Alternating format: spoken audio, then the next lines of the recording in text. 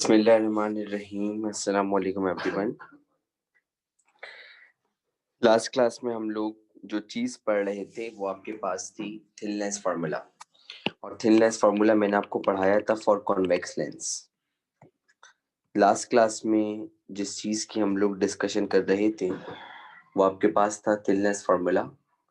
और thinness formula हमने जिस लेंस के लिए पढ़ा था वो फार्मूला था हमारे पास कॉन्वेक्स लेंस का।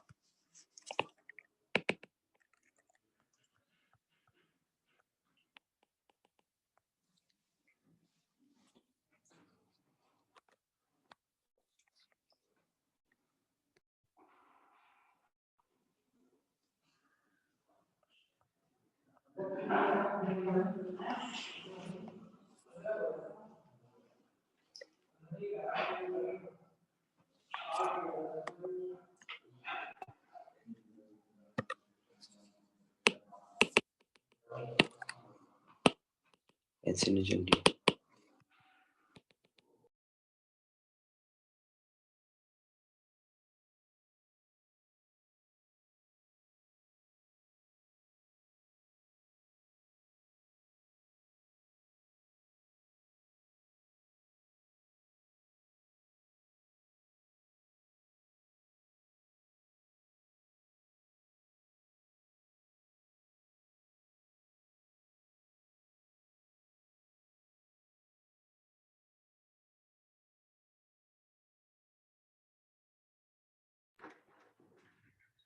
Just 1 minute.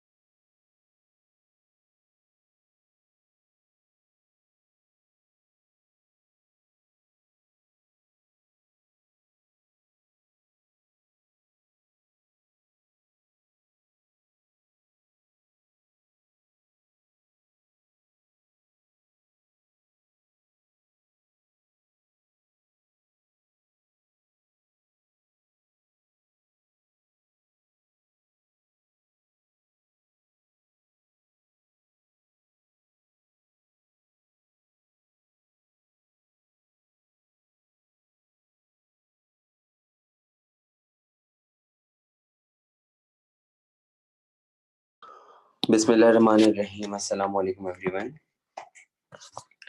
लास्ट क्लास में हमने ड्राइव किया था थिननेस फार्मूला।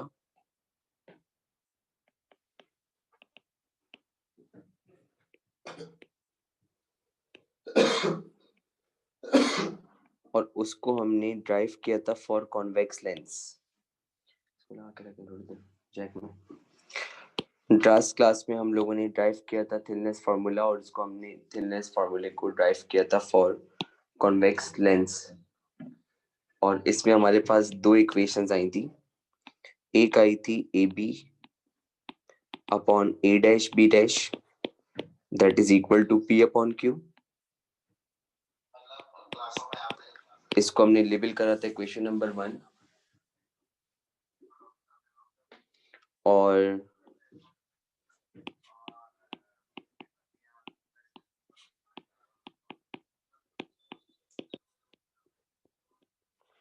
दूसरी आई थी A B upon A dash B dash और वो आपके पास थी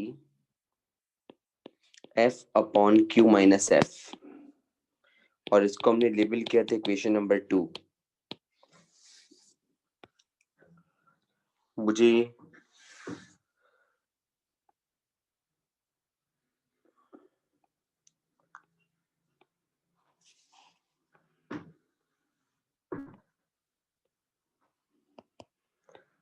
कोई मुझे ये बता दे कि दोनों इक्वेशन सही है या नहीं।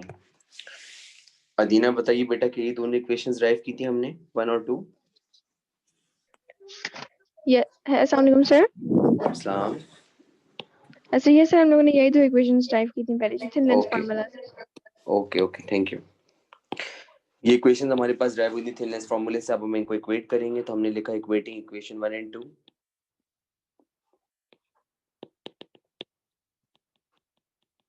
तो हमारे पास ये आ जाएगा P अपॉन Q और ये बन जाएगा F upon Q minus F.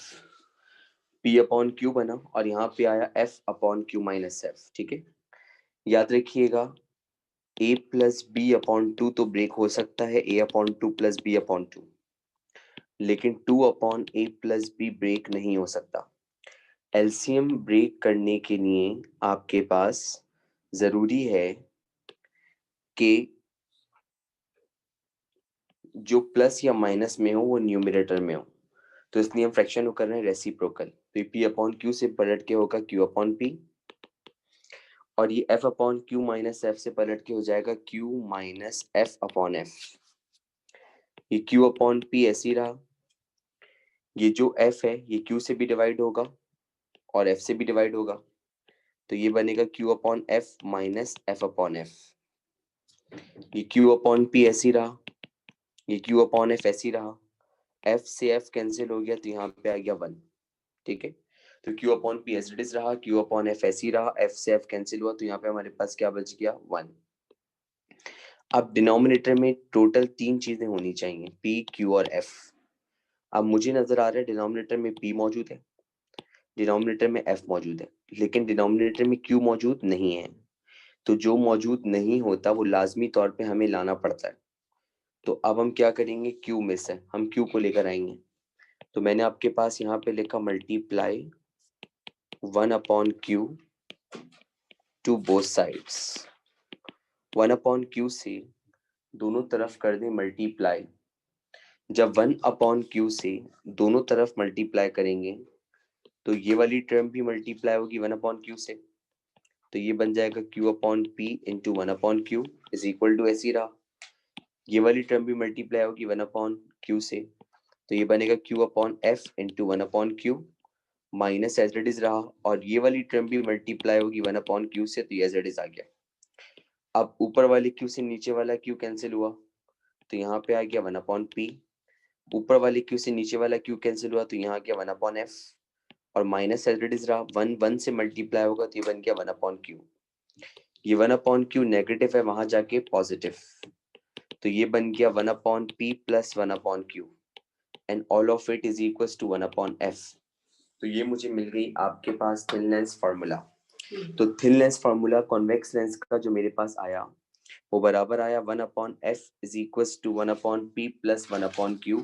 वो आपके पास इसके बराबर है।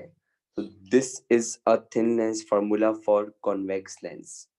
ये कॉन्वेक्स लेंस के लिए थिन लेंस फार्मूला है जो हमने यहाँ पे आपके पास ड्राइव किया। मुझे उम्मीद है कि आपने इसको लिख लिया होगा, क्योंकि आसान से स्टेप्स से कुछ एक आध, इसमें ज्यादा स्टेप्स तो हमारे पास मौजूद नहीं है। तो thin lens formula for convex lens जो हमें मिला वो मिला 1/f is equal to 1/p plus 1/q। अब यही फार्मूला हमें जो ड्राइव करना है वो ड्राइव करना है दूसरे लेंस के लिए, और वो दूसरा लेंस हमारे पास है कॉनकेव लेंस। वो दूसरा लेंस हमारे पास है कॉनकेव लेंस। तो हम ड्राइव करने जा रहे हैं थिन लेंस फार्मूला, और थिन लेंस फार्मूले को हम ड्राइव करने जा रहे हैं फॉर कॉनकेव लेंस। ठीक है, कॉनकेव लेंस के बारे में मैं आपको 3 बातें पहले से बता दूं।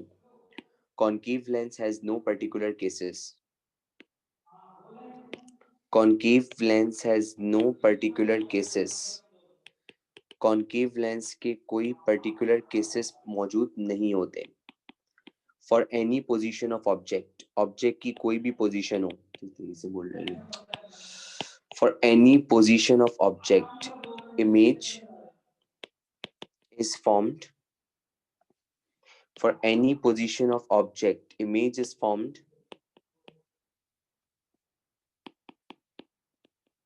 between f and o। Image हमेशा between फोकस और ऑप्टिकल सेंटर मिलेगा। For any position of object image is formed between f and o। Image will be virtual and erect, and image will be small in size।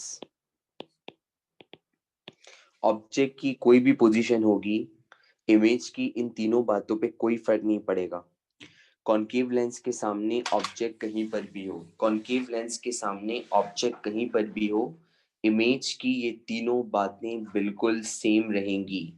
Object हमेशा कहीं पर भी हो, आपके पास image की तीनों बातें मैंने बोला आपसे बिल्कुल सेम रहेंगी।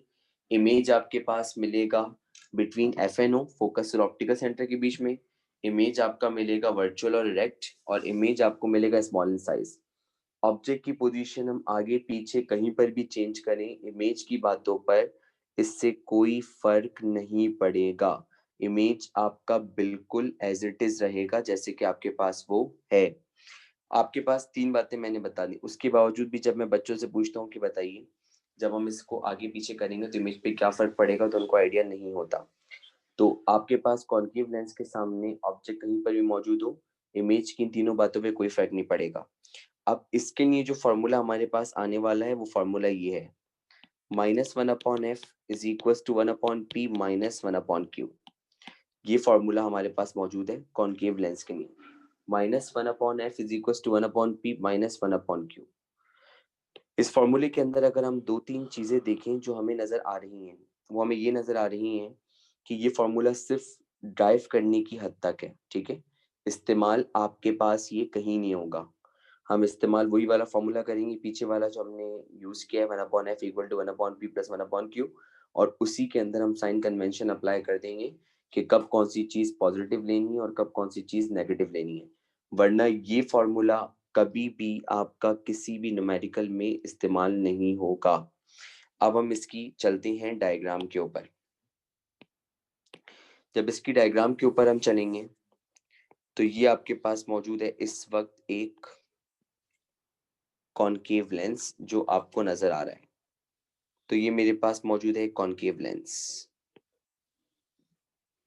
ठीक है, कॉनकेव लेंस के सामने मैंने ऑब्जेक्ट रख दिया और ये ऑब्जेक्ट है ए बी। कॉनकेव लेंस का ये है optical centre. First ray strike करेगी parallel to the principal axis. जब कोई भी रे कॉनकेव लेंस पे पैरेलल स्ट्राइक करती है तो after refraction it diverges. Refract होने के बाद वो डाइवर्ज होती है, और दूसरी रे आपके पास होगी ऑप्टिकल सेंटर से। ऑप्टिकल सेंटर किसी भी लेंस का हो, जब वहां से रे पास होती है तो उसकी डायरेक्शन पे कोई फर्क नहीं पड़ता। ऑप्टिकल सेंटर किसी भी लेंस का हो, जब वहां से रे पास होती है तो उसकी डायरेक्शन पे कोई फर्क नहीं पड़ता, वो बिल्कुल सीधी जाती है। तो दूसरी रे को हमने पास करवा दिया ऑप्टिकल सेंटर से, तो दूसरी रे हमारी पास हो गई ऑप्टिकल सेंटर से। ठीक है, और इसकी डायरेक्शन पे कोई फर्क नहीं पड़ा। अब जरा चेक करें, एक रे जा रही है ऐसे और एक रे जा रही है ऐसे, इसका मतलब इस तरफ तो इन दोनों का इंटरसेक्शन पॉसिबल ही नहीं है। तो सवाल ये उठता है कि अगर इस तरफ इन दोनों का इंटरसेक्शन पॉसिबल नहीं है तो इन दोनों का इंटरसेक्शन पॉसिबल कब होगा? तो इन दोनों का इंटरसेक्शन उस वक्त पॉसिबल होगा जब आप डाइवर्जिंग रे को पीछे की जानिब एक्सटेंड करेंगे। तो ये वाली रे जो डाइवर्ज हो रही है इसको हम पीछे की जानिब एक्सटेंड कर रहे हैं, और जिस पॉइंट पर ये इंटरसेक्ट कर रही है वहां पे हमें मिल रहा है इमेज, और इस इमेज को हमने नाम दिया ए डैश बी डैश। ये इमेज हमारी कहलाएगी ए डैश बी डैश। एक्सटेंड हमेशा डाइवर्जिंग रे को किया जाता है, कभी याद रखिएगा, कभी भी किसी रे को एक्सटेंड नहीं करते एक्सेप्ट डाइवर्जिंग। तो मेरे पास ये ऊपर वाली जो रे थी ये आपके पास डाइवर्ज हो रही थी, तो इसीलिए हमने इसको पीछे की जानिब एक्सटेंड किया। ये प्रिंसिपल एक्सिस पे जिस पॉइंट पे मीट करेगी वो कहलाएगा फोकस। ये प्रिंसिपल एक्सिस पे जिस पॉइंट पे मीट करेगी वो कहलाएगा आपके पास फोकस। तो ये प्रिंसिपल एक्सिस पे जिस पॉइंट पर मीट करती है वो आपके पास फोकस कहलाता है। कैसे? बहुत सारे बच्चे भूल भाल के बैठे हुए होंगे, तो now there is a need to explain them. अगर ये आपके पास मौजूद है कॉनकेव लेंस, ठीक है, और ये कॉनकेव लेंस को बुखार करवा दिया है। अगर ये आपके पास मौजूद है कॉनकेव लेंस और इस पे पैरेलल रेज आती थी तो ये डाइवर्ज होती थी, और जब इन्हें पीछे की जानिब एक्सटेंड करते थे तो ये जिस पॉइंट पे मिलती थी वो क्या कहलाता था? फोकस। तो डाइवर्जिंग रे जहां भी मिलती है वो फोकस कहलाता है, इसको फोकस का नाम देते हैं, प्रिंसिपल एक्सिस वाला। अब इसके नाम रख दें और ट्रायंगल सपोज करने शुरू करें। ये वाली रे ने जहां पर स्ट्राइक किया उसको हमने नाम दिया सी का, दिस इज पॉइंट सी। अब ये आपको नजर आ रहा है ए बी ऑब्जेक्ट है और ये लेंस है। लेंस से लेके ऑब्जेक्ट तक का फासला ऑब्जेक्ट डिस्टेंस होता है विच इज पी। लेंस से लेके ऑब्जेक्ट तक का फासला ऑब्जेक्ट डिस्टेंस होता है विच इज पी, जबकि इमेज से लेकर लेंस तक का फासला इमेज डिस्टेंस होता है विच इज क्यू। तो ए डैश बी डैश से लेकर लेंस तक का फासला image distance which is Q, और फोकस से लेकर लेंस तक का फासला फोकल लेंथ होता है, जिसे हमने आपके पास स्मॉल एफ का नाम दिया। तो फोकस से लेकर ऑप्टिकल सेंटर तक फोकल लेंथ, ऑब्जेक्ट से लेकर लेंस तक का फासला ऑब्जेक्ट डिस्टेंस होता है विच इज पी, ऑब्जेक्ट से लेकर लेंस तक का फासला ऑब्जेक्ट डिस्टेंस होता है विच इज पी, और इसके साथ मैंने अभी बोला फोकस से लेकर लेंस तक का फासला फोकल लेंथ होता है विच इज एफ, और इमेज से लेकर ऑप्टिकल सेंटर तक का फासला इमेज डिस्टेंस होता है विच इज क्यू। ट्राइंगल सपोज करने का सिलसिला शुरू करें। पहला ट्राइंगल जो मैं सपोज कर रहा हूँ वो आपके पास है ओ ए बी, और दूसरा ट्राइंगल जो मैं सपोज कर रहा हूँ वो आपके पास है ओ ए डैश बी डैश। पहला ट्राइंगल जो मैंने लिया है वो है ओ ए बी और दूसरा है ओ ए डैश बी डैश। अब आपको पता है मैं रफ डायग्राम आपको बनाता हूँ समझाने के लिए, तो मैं आपको समझाने के रफ डायग्राम बना रहा हूँ, देख लें उसको। ये आपके पास है ए बी, यहाँ पहली रे आई थी डाइवर्ज हो गई थी, दूसरी रे यहाँ से पास हुई थी, यहाँ पे आपके पास क्या बना था? इमेज। और ये बना था ए डैश बी डैश और ये है ओ। तो पहला ट्राइंगल देख लें, ये वाला है, this is O A B, नजर आ रहा है। और दूसरा ट्राइंगल येलो वाला O A dash B dash, और यहाँ से लेके यहाँ तक कितना है पी, और यहाँ से लेके यहाँ तक कितना है क्यू। तो ये जो ब्लू वाला है देख लें गौर से, this is O A B, और ये जो येलो वाला है this is O A dash B dash. तो ये सारी चीजें आपको यहाँ पे नजर आ गई। रेशियो लेने का तरीका मैंने आपको कल सिखाया था, vertical to vertical, horizontal to horizontal. तो यहाँ पे हम वही काम करेंगे। अब आपके सामने मैंने लिखा हुआ है ओ ए बी, तो ये लिखा हुआ है मैंने ए बी, और यहाँ पे मेरे पास मौजूद है ओ। यहाँ से लेके यहाँ तक ऑब्जेक्ट डिस्टेंस है विच इज पी, और फिर आपके पास है ओ ए डैश बी डैश। तो ये ओ ए डैश बी डैश, और ए डैश बी डैश से लेकर ओ तक इमेज डिस्टेंस है विच इज क्यू। अब इनके रेशियोज लेना शुरू करें। तो वर्टिकल इसकी कितनी है? वर्टिकल साइड को मैं ग्रीन कलर से शो कर रहा हूँ, देखें ए बी, और इसकी वर्टिकल है ए डैश बी डैश। तो हमने अब इनका रेशियो ले लिया A B upon A dash B dash. इसकी हॉरिजॉन्टल कितनी है? ओ ए, तो हमने लिखा ओ ए, और इसकी ओ ए डैश, तो हमने लिख दिया ओ ए, और नीचे आ गया ओ ए डैश। ये A B as it is रहा, ये ए डैश बी डैश ऐसे ही रहा, ओ से लेकर ए तक that is nothing but object distance which is P, तो यहाँ पे हम लिख देंगे पी, और ओ से लेकर ए डैश तक that is nothing but image distance which is Q, यहाँ पे हमने लिखा Q, and that we are going to label it equation number 1। तो मेरे पास इक्वेशन नंबर 1 के बराबर आया। तो आपके पास ये बन गई इक्वेशन नंबर 1। तो इसको हमने नाम दिया इक्वेशन नंबर 1 का। तो हमारे पास इक्वेशन नंबर 1 बन चुकी है।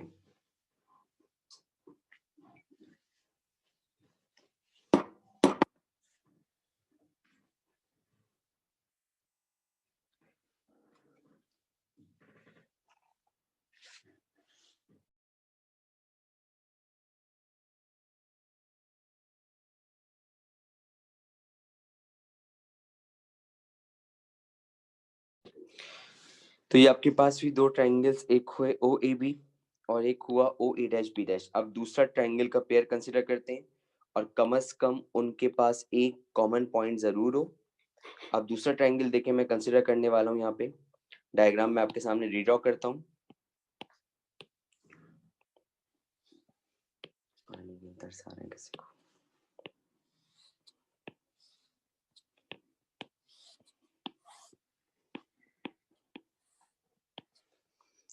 ये मैंने आपके सामने डायग्राम ड्रॉ करी, ठीक है। रफ डायग्राम में तो आपको पता है ऐसी ड्रॉ होगी। यहाँ था O, यहाँ था C और यहाँ था F और यहाँ था A डैश B डैश, ठीक है। अब चेक करने भाई, ये ऑप्टिकल सेंटर जो है फोकस और यहाँ से लेके यहाँ तक इमेज डिस्टेंस है विच इज Q। तो पहला ट्राइंगल हम ले रहे हैं OCF, ब्लू कलर से हाईलाइट कर रहा हूँ। OCF पहला ट्राइंगल ले रहे हैं हम OCF और दूसरा ट्राइंगल हम ले रहे हैं A dash B dash F।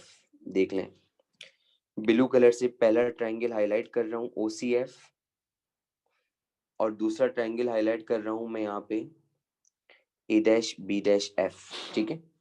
नजर आ रहा है। अब सबसे पहले काउंट करें, इनकी हॉरिजॉन्टल और वर्टिकल नोट कर लें। इसकी वर्टिकल है OC और इसकी वर्टिकल है A डैश B डैश, तो ये बनेगा OC upon A dash B dash. इसकी हॉरिजॉन्टल है बड़े वाले ट्राइंगल की O से लेकर F तक, तो ये बन जाएगा OF और छोटे वाले ट्राइंगल की A डैश से लेकर F तक, तो ये बन जाएगा A डैश F। तो मैं आपके लिए इसको ड्रॉ कर रहा हूँ फ्रेश, आप देखें इसको। तो मैंने कंसिडर की यहाँ पे ट्राइंगल OCF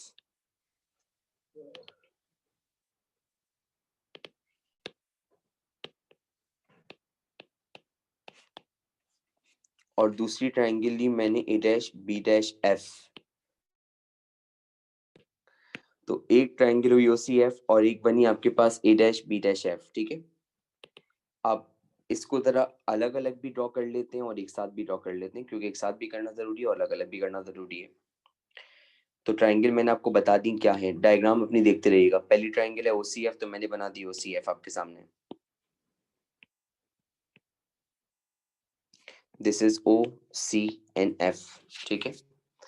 फिर हमारे पास है A डैश B डैश और F और अब ये वाली ट्राइंगल आ गई। This is O C F और यहाँ पे A dash B dash F, ऐसा था। अब इसको लेबल करते हैं। ऑप्टिकल सेंटर से फोकस तक फोकल लेंथ, ठीक है।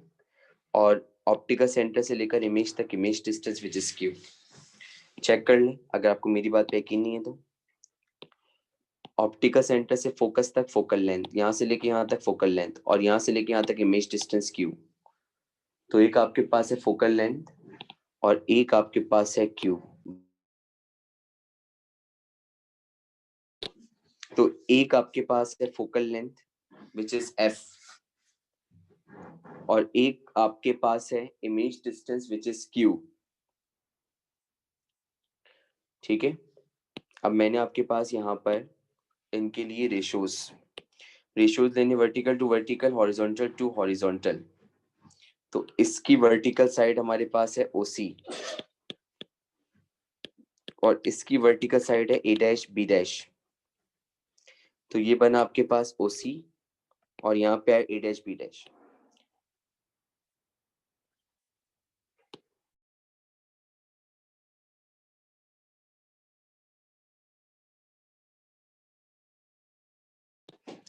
और इसकी जो हॉरिजॉन्टल साइड है वो मेरे पास है OF, और इसकी जो हॉरिजॉन्टल साइड है वो है ए डैश एफ। ठीक है, दोनों आपने देख लिया, अलग अलग बनाए मैंने। ये मैंने अलग अलग इसलिए बनाया ताकि आपको रेशियो लिखने में आसानी हो। ये ग्रीन वाला जो है ना, ये वर्टिकल है, दोबारा देख लें, this is O C, this is A dash B dash. और ये जो येलो वाला है ना, ओ एफ और A dash F, this is horizontal. मुझे दोनों इक्वेशंस की कम से कम कोई एक साइड सेम करनी है। आपको नजर आ रहा है, डायग्राम देखें, जितनी लेंथ ए से लेके बी तक है उतनी लेंथ ओ से लेके सी तक है, जितनी लेंथ ए से लेके बी तक उतनी लेंथ ओ से लेके सी तक, जितनी लेंथ ए से लेके बी तक उतनी लेंथ ओ से लेके सी तक। तो इसका मतलब मैं कह सकता हूँ कि ये जो ओ सी है ये ए बी के बराबर होगा। तो इसका मतलब हम कह सकते हैं जहाँ पे ओ सी है वहां पे आ गया ए बी, और नीचे लिखा हुआ है ए डैश बी डैश। और अब फिल करना है ये, यहाँ लिखा हुआ है ओ, यहाँ लिखा हुआ है एफ। ओ से लेकर एफ तक फोकल लेंथ के बराबर है, चेक कर लें अगर मैं गलत कह रहा हूँ तो। ओ से लेकर एफ तक फोकल लेंथ के बराबर है, ऑप्टिकल सेंटर से लेके फोकस तक हो जाए फोकल लेंथ, तो यहाँ पे आ गया फोकल लेंथ। अब जो अगला डिस्टेंस चाहिए ना वो आपके पास ये वाला है, जिसके ऊपर मैं इस तरीके से वेव बना रहा हूँ, ए डैश एफ। और आप जानते हैं कि जो ए डैश एफ है ये डायरेक्ट डिस्टेंस नहीं है। जब कोई डायरेक्ट डिस्टेंस नहीं होता या तो ऐड करके आता है सब्ट्रैक्ट करके। ए डैश से लेकर एफ तक कोई डायरेक्ट डिस्टेंस मुझे गिवन नहीं है। जब कोई डायरेक्ट डिस्टेंस गिवन नहीं होता तो ऐड होके आता है सब्ट्रैक्ट होके। फरवा बताइए बेटा किसके बराबर होगा? ए डैश से लेकर एफ तक ये किसके बराबर होगा? आपकी आवाज नहीं आ रही बेटा, थोड़ा लाउड बोलें। एफ माइनस क्यू कह रही हैं, ठीक कह रही हैं। मोहम्मद तलहा आप बताइए। F minus Q. F minus Q. Abdul Basit आप बताइए। Sir F minus Q. Thank you. तीनों बच्चों ने सही जवाब दिया। इसका आंसर हमारे पास होगा एफ माइनस क्यू। तो यहाँ पे हम लिख दिया एफ माइनस क्यू, इसको डाल दिया हमने ब्लॉक्स में और लेबल कर दिया इक्वेशन नंबर 2। तो इसको हमने इक्वेशन नंबर 2 लेबल कर दिया। ठीक है, तो ये मेरे पास आ गई इक्वेशन नंबर 2। तो इक्वेशन नंबर 1 भी मिल गई, इक्वेशन नंबर 2 भी मिल गई, ये दोनों इक्वेशन मुझे मिल चुकी हैं। अब इन दोनों इक्वेशंस को मैं कंपेयर करूंगा और कंपेयर करने के बाद मुझे फॉर्मूला मिल जाएगा। तो मैंने लिखा equate equation 1 and 2। Equating equation 1 and 2।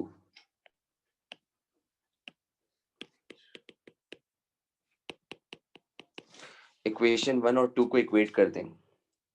तो जब इनको इक्वेट करेंगे तो यहाँ से मिलेगा P अपॉन Q, यहाँ से मिलेगा F upon F minus Q। P upon Q और यहाँ से मुझे मिला F upon F minus Q। Fraction हम कर देंगे रेसिप्रोकल। P अपॉन Q से ये बना Q अपॉन P और ये बना F minus Q upon F। Fraction किया हमने रेसिप्रोकल और ये आपके पास बन गया Q अपॉन P और वो बन गया F minus Q upon F।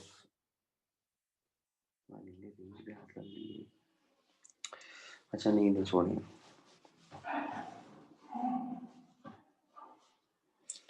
अब हम इसका फ्रैक्शन कर देंगे एलसीएम ब्रेक।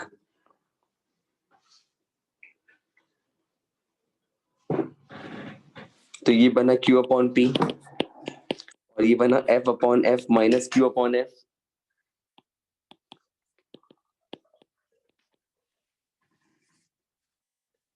F से F कैंसिल हुआ और ये बना Q माइनस Q अपॉन।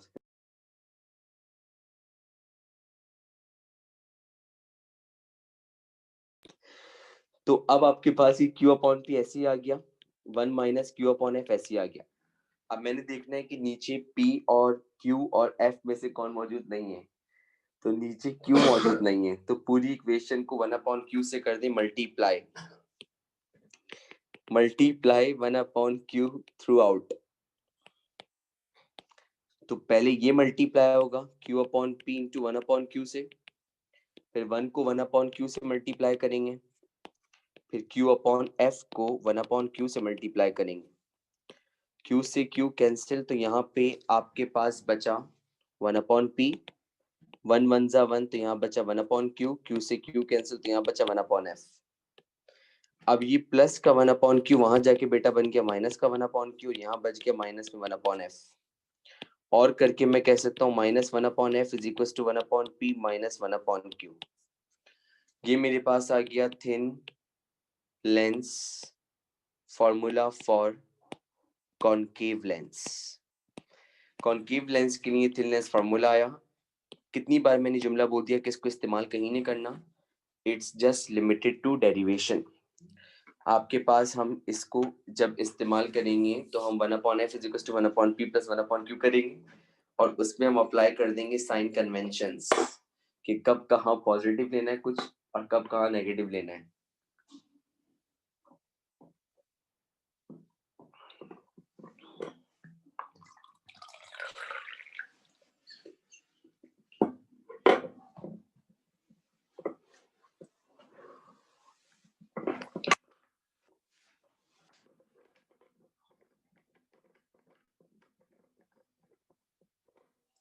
ठीक है, अब चलते हैं टॉपिक पे जिसका नाम है मैग्निफिकेशन, और इसको बोला जाता है लीनियर मैग्निफिकेशन।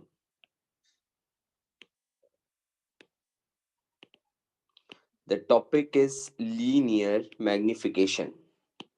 ठीक है, लीनियर मीन्स डिस्टेंस और straight line. Linear means distance और स्ट्रेट लाइन। अगर मैं आपसे पूछूं कि हम कोई भी इंस्ट्रूमेंट नॉर्मली क्यों इस्तेमाल करते हैं, तो आप मुझे बोलेंगे सर हम कोई भी इंस्ट्रूमेंट इसलिए इस्तेमाल करते हैं क्योंकि हमें इसको बड़ा करके देखना होता है। आपके पास अगर कोई चीज छोटी नजर आ रही है तो हम चाहते हैं कि हमें बड़ी नजर आए, तो छोटी चीज को बड़ा करके देखने के लिए हम इस्तेमाल करते हैं इंस्ट्रूमेंट्स। उसके लिए हम इंस्ट्रूमेंट्स वगैरह यूज कर रहे होते हैं। तो किसी भी छोटी चीज को जब बड़ा करके देखते हैं तो उसके लिए इंस्ट्रूमेंट्स इस्तेमाल किए जा रहे होते हैं।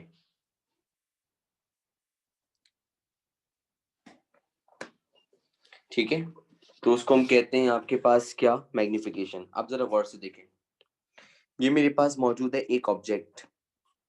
ये ऑब्जेक्ट 2 सेंटीमीटर लंबा है। अब अगर मैं चाहता हूं कि मैं इसको बड़ा करके देखूं तो मैंने इसमें लेंस यूज किया, देखते रहे, और लेंस ने मुझे इसका जो इमेज दिया वो मुझे दिया 8 सेंटीमीटर लंबा। तो ऑब्जेक्ट कितना बड़ा है 2 सेंटीमीटर, इमेज कितना मिल रहा है 8 सेंटीमीटर। इसका मतलब यहाँ पे इमेज मिल रहा है आपको मैग्नीफाइड। अब अगर मैं इसका मुकाबला करूं, ऑब्जेक्ट और इमेज का मुकाबले करने से मुराद मवाजना, कंपैरिजन करूं, तो मैं ये कहूंगा कि अगर ऑब्जेक्ट मेरा है कितना 2 और मुझे इमेज कितना मिल रहा है 8, तो इसका मतलब इमेज ऑब्जेक्ट के मुकाबले में मुझे 4 गुना ज्यादा मिल रहा है। और आप मेरी बात से एग्री करेंगे क्योंकि ऑब्जेक्ट है 2 सेंटीमीटर, इमेज मिल रहा है मुझे 8 सेंटीमीटर। अगर मैं आपसे बोलूंगा बेटा मुझे ये बताइए कि इमेज आपको कोई फायदा भी हो रहा है लेंस लगाने का या नहीं, तो आप कहेंगे बिल्कुल फायदा हो रहा है। जो 2 सेंटीमीटर की चीज थी वो हमें अब 8 सेंटीमीटर की इमेज के तौर पे दिख रही है, तो हमारे लिए फायदे से कम नहीं है। तो अगर मैं आपसे पूछूंगा क्या यहाँ मैग्निफिकेशन हुई, तो आप बोलेंगे जी, क्योंकि इसने इमेज के साइज को ऑब्जेक्ट के मुकाबले में बड़ा किया। तो अगर ऑब्जेक्ट कितना था 2, इमेज कितना मिला 8, इसका मतलब आपके पास इसकी मैग्निफिकेशन कितनी बनी 4, और जब 2 और 4 को मल्टीप्लाई करते हैं तो क्या मिलता है 8। अब जरा ये डिसाइड करें 2 क्या है, 4 क्या है और 8 क्या है, पहले इनको डिसाइड कर लें। 2 सेंटीमीटर लंबा है, इसका मतलब this is nothing but height of object. ये ऑब्जेक्ट की हाइट है, ऑब्जेक्ट ही तो था ये, और ऑब्जेक्ट की हाइट को क्या बोलेंगे एचओ। 4 क्या है, मैग्निफिकेशन, और ये 8 क्या है, ये आपके पास लंबाई है किसकी, इमेज की, इसको मैंने बोल दिया एच आई। अब मैग्निफिकेशन का फॉर्मूला निकाल लें, एच ओ मल्टीप्लाई नीचे जाके डिवाइड, तो मैग्निफिकेशन मिल गई H I upon H O. तो मैग्निफिकेशन एक ऐसी चीज होती है जो कंपेयर करती है साइज ऑफ ऑब्जेक्ट और साइज ऑफ इमेज को। तो एक ऐसा फैक्टर जो साइज ऑफ इमेज और साइज ऑफ ऑब्जेक्ट को कंपेयर करे, एक ऐसा फैक्टर जो साइज ऑफ इमेज और साइज ऑफ ऑब्जेक्ट को कंपेयर करे, जो हमें ये बताए कि आपका इमेज ऑब्जेक्ट के मुकाबले में कितना बड़ा मिल रहा है, उसको हम कहते हैं मैग्निफिकेशन। हमारे पास मैग्निफिकेशन कहलाती है। तो magnification is nothing but the ratio of size of image to the size of object. Object का साइज जितना छोटा होगा, इमेज का साइज जितना बड़ा होगा, मैग्निफिकेशन उतनी ज्यादा होगी। तो in order to increase the magnification, the size of object should be low as possible and the size of image should be high as possible. तो जितना आपके पास इमेज का साइज ज्यादा होगा, ऑब्जेक्ट का साइज जितना कम होगा, मैग्निफिकेशन आपको उतनी ज्यादा मिलेगी। तभी हम मैग्निफिकेशन को डिफाइन करते हैं। ये सबसे इंपॉर्टेंट पैरामीटर है सारे इंस्ट्रूमेंट्स का। This is the most important parameter of all instruments, क्योंकि सारे इंस्ट्रूमेंट्स के अंदर एक चीज हम निकालते हैं और वो मैग्निफिकेशन नहीं होती, वो उसके अलावा कुछ और नहीं होता। और ये एक ऐसी चीज है जो रिलेट करती है हमारे पास साइज ऑफ इमेज और साइज ऑफ ऑब्जेक्ट को। इसको इंशाल्लाह ताला यहीं तक रखते हैं और फिर हम इसको कंटिन्यू करेंगे बाकी नेक्स्ट क्लास के अंदर। ये स्लाइड्स वगैरह मैंने आपकी सेव कर ली हैं और ये इंशाल्लाह मैं